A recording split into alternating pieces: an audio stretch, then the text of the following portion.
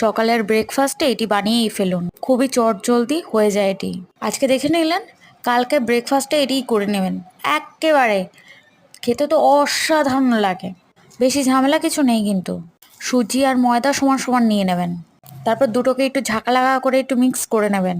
পাশে কিন্তু একটু গরম জল বসিয়ে দেবেন, গরম জলে ভালো হয়। আচ্ছা, ওইদিকে কিন্তু আমি তাওয়াটা বসিয়ে দিয়েছি গরম হওয়ার জন্য। এবার গরম জল দিয়ে মিক্স করে ফেলুন। আরে আবার তাড়াতাড়ি মিক্স করতে যাবেন না, কিন্তু একটু আস্তে আস্তে মিক্স করুন, ঠিক আছে? অত তাড়াহুড়ো নেই, খুব তাড়াতাড়ি হয়ে যায় কিন্তু তাড়াহুড়ো করবেন না। আরে বেশি কিছু না, শুধু লবণ দিতে হবে আর কিচ্ছু না, এই দিয়েই মিক্স করে ফেলুন।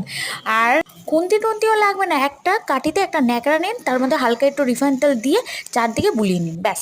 তারপর যে ঝাঁকালাকা মিশ্রণটা করা হয়েছিল সেটা একটু একটু করে দিয়ে দিন, ব্যাস।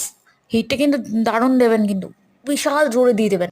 ঢেকে রেখে এপিট ওপিট 2 মিনিট রেখে দেবেন, ব্যাস হয়ে গেল। আজ ব্রেক